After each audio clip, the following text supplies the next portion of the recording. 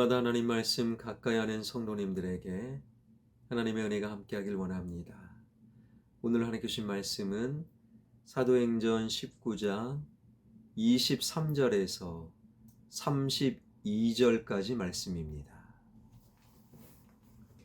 그때쯤 되어 이 도로 말미암아 적지 않은 소동이 있었으니 즉 데메드리오라 하는 어떤 은장색이 은으로 아데미의 신상 모형을 만들어 직공들에게 적지 않은 벌이를 하게 하더니 그가 그 직공들과 그러한 영업하는 자들을 모아 이르되 여러분도 알거니와 우리의 풍족한 생활이 이 생업에 있는데 이 바울이 에베소뿐 아니라 거의 전 아시아를 통하여 수많은 사람을 권유하여 말하되 사람의 손으로 만든 것들은 신이 아니라 하니 이는 그대들도 보고 들은 것이라. 우리의 이 영업이 천하여질 위험이 있을 뿐 아니라 큰 여신 아데미의 신전도 무시당하게 되고 온 아시아와 천하가 위하는 그의 위엄도 떨어질까 하노라 하더라. 그들이 이 말을 듣고 분노가 가득하여 외쳐 이르되 크다 에베소 사람의 아데미여 하니 온 시내가 요란하여 바울과 같이 다니는 마게도냐 사람 가이오와 아리스타고를 붙들어 일제히 연극장으로 달려 들어가는지라. 바울이 백성 가운데로 들어가고자 하나 제자들이 말리고 또 아시아 관리 중에 바울의 친구된 어떤 이들이 그에게 통지하여 연극장에 들어가지 말라 권하더라. 사람들이 외쳐 어떤 이는 이런 말을 어떤 이는 저런 말을 하니 모인 무리가 분란하여 태반이나 어찌하여 모였는지 알지 못하더라. 아멘. 하나님의 말씀은 진리이기에 명분을 필요로 하지 않습니다. 사람은 하나님의 말씀과 멀어질수록 겉으로 드러나는 그럴싸한 명분을 필요로 하지요. 그리고 그 명분을 지켜나가기 위해 물리적이든 언어적이든 그리고 심리적이든 반드시 폭력을 동원하게 됩니다. 우리는 데메드리오 소동을 통해 이 사실을 확인하게 되었지요. 이것이 바로 바울의 동역자인 가이오와 아리스타고가 은세공업자 데메드리오 일당에게 당한 폭력이었습니다. 그 이후 오늘 본문 30절이 이렇게 증언하는데요. 바울이 백성 가운데로 들어가고자 하나 제자들이 말리고. 바울은 자기 때문에 자기 동역자가 끌려갔다라는 그 소리에 가만히 있을 수가 없었습니다. 바울은 즉각 가이오와 아리스타고가 끌려간 극장으로 들여가려고 했지요. 우리말 말리고로 번역된 헬라어는 미완료, 그러니까 바울은 폭도들 속으로 계속해서 뛰어 들어가려고 했고 제자들 역시 계속 말렸다라는 것이지요. 이어지는 31절입니다. 또 아시아 관리 중에 바울의 친구된 어떤 이들이 그에게 통지하여 연극장에 들어가지 말라 권하더라. 아시아 관리는 아시아의 대제사장, 로마 제국은요 통치 지역마다 황제의 신상을 세우고 현지의 유력자를 그 신전을 책임지는 제관으로 세웠어요. 황제의 신전을 총괄하는 만큼 제관은요 상당한 힘과 영향력을 지닌 고위 관리였지요. 에베소와 아시아 전체를 총괄하는 제관 중 바울과 친구로 지내는 제관도 바울에게 폭도들 속으로 들어가지 말라는 전가를 보냈던 것이지요. 35절 저 뒷자락에 보니 그 폭도를 진정시킨 것은 에베소의 서기장이었습니다.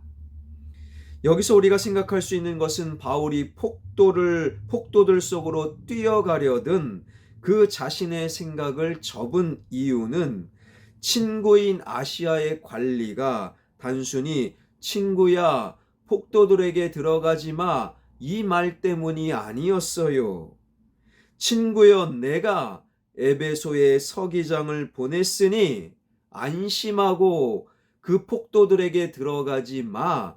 에베소의 서기장의 이야기를 했기 때문에 그 친구의 말을 듣고 바울은요, 폭도 속으로 들어가려던 자신의 움직임과 마음을 접을 수 있었던 것이지요. 오늘 본문 32절은 바로 그 시각에 연극장 내부에서 어떤 일이 벌어졌는가 우리에게 알려주는데요. 사람들이 외쳐 어떤 이는 이런 말을, 어떤 이는 저런 말을 하니 모인 무리가 분란하여 태반이나 어찌하여 모였는지 알지 못하더라. 32절을 보게 되면 온 시내가 요란하여 라는 이 말씀은요, 29절과 연결해서 당시의 상황을 좀 더 깊이 생각하게 하는데요. 2000년 전 에베소의 중심부에는 아카디안이라는 대로가 가로질러 있었지요. 폭 11m 대리석으로 포장된 대로는요, 항구에서부터 아데미 신전을 거쳐서 연극장까지 이르는 대로인데, 도로 양편에는 에베소 최고의 상점들이 쭉 줄지어 있었던 것입니다. 저기 강남의 갤러리아 명품관, 그 길에 그 도로에 명품관이 쭉 늘어섰던 것과 똑같은 느낌이지요. 상가를 뜻하는 아케이드는 바로 이 도로에서, 아카디안 이 도로에서 나오게 된 것입니다. 데메드리오에 충동질당한 많은 사람들이 분노에 차서 아데미 여신이여를 외치며 바울을 잡기 위해 아카디안 대로로 쏟아져 나왔습니다. 그 대로는 수많은 사람들이 이용한 데다가 아데미 신전을 찾는 관광객들이 반드시 거쳐야 하는 도로였기에 항상 수많은 인파로 북적거렸습니다. 그 인파 속에서 바울의 동역자인 가이오와 아리스다고를 붙잡고 그 대로를 통하여 연극장으로 끌고 간 것이지요. 29절에 온 시내가 요란하였다라고 말씀하는 이유가 바로 여기에 있습니다. 예전이나 지금의 폭력, 싸움 구경은 사실 인간적인 본성으로 재미난 볼거리요, 구경거리입니다. 저기에서 싸움이 났다. 아마 저도요, 어떻게 싸우느냐 구경하러 가지 않을까요? 아카디안 대로에 모인 수많은 인파 역시 가이오와 아리스다고 두 사람을 붙잡고 아데미를 외쳤던 은세공업자들을 뒤따라 연극장으로 들어간 거예요. 오늘날 원형 그대로 발굴된 연극장은요, 24,000명을 수용할 수 있는 대규모의 야외 극장입니다. 어마어마하게 큰 거예요. 역사 기록에 의하면 당시 로마 제국은 규모가 있는 도시마다 이런 연극장을 지었는데 그 규모가 그 도시 인구의 약 10분의 1 정도. 그러기에 당시 에베소의 인구는 약 24만 명이었다라고 생각할 수 있는 것이지요. 하필이면 다른 극장도 있는데 24,000명이나 되는 대규모의 야외 극장으로 가이오와 아리스다고를 끌고 간 것은 그 정도로 아카디안 대로에서 그들을 쫓아온 무리들이 엄청나게 많았던 것이지요. 야외 극장에 모인 수많은 무리들은 모두 한마음이 되어 소리를 외쳤습니다. 이것은 군중 심리에 휩쓸린 결과이지요. 그 소리는 하늘을 찔렀으며 온 에베소를 가득 메웠으며 그 함성에 이끌려 더 많은 사람들이 모였으며 결국에 그 소리는요, 시간이 지날수록 더 커졌습니다. 그러나 32절이 증언하는 바 그들이 소리치는 내용은 저마다 달랐지요. 그 이유는 모인 무리가 태반이나 왜 모였는지 알지 못하였기 때문이다. 왜 모이는지 모르고 쫓아온 거예요. 왜 소리 지르는지 모르고 옆에 사람 소리 지르니 나도 소리 지르자 태반이나 왜 모였는지 알지 못했기에 그들은 저마다 다른 말을 했고 그들의 소리 지름은 무척 컸지만 아무런 힘이 없는 그러한 소리 지름 소음에 지나지 아니하였던 것이지요. 바울을 생각해 봅니다.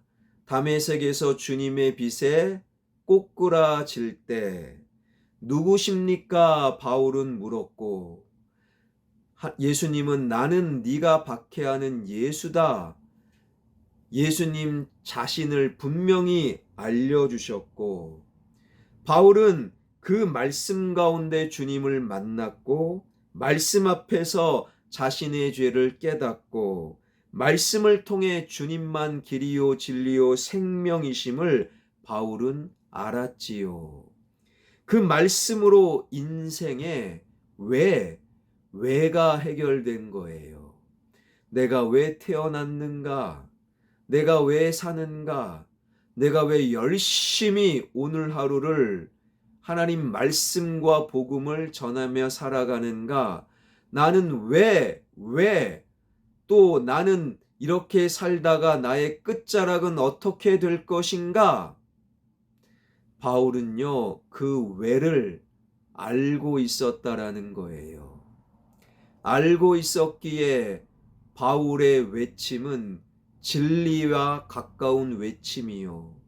알고 있었기에 바울의 삶 또한 하나님이 아름답게 여기시는 사도 바울의 삶이 되었던 것이지요.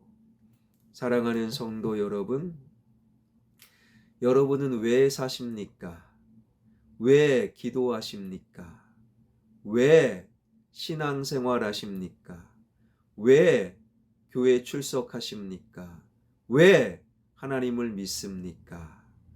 말씀 가운데 이 왜를 알아가게 하여 주시고 왜를 알아감으로 어떻게 살아가야 되는지 말씀을 통해 발견함으로 우리의 삶과 외침은 진리를 향한 천국을 향한 아름다운 외침이요 삶이 되길 주님의 이름으로 축원합니다.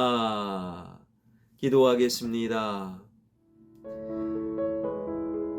아카디안 대로에 아데미 여신이여 가이오와 아리스다고를 붙들고 연극장으로 그들을 끌고 간 인파가 24,000여 명이 되었습니다.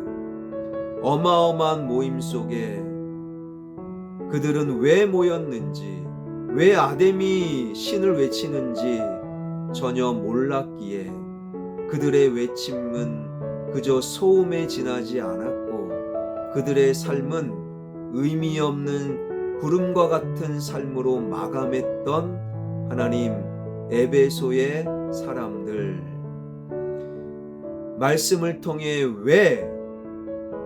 왜를 발견하게 하여 주시고 왜 사는지, 왜 기도해야 되는지, 왜 믿어야 되는지 우리가 알아감으로 우리의 삶은 진리를 향한 외침이 되게 하여 주옵소서.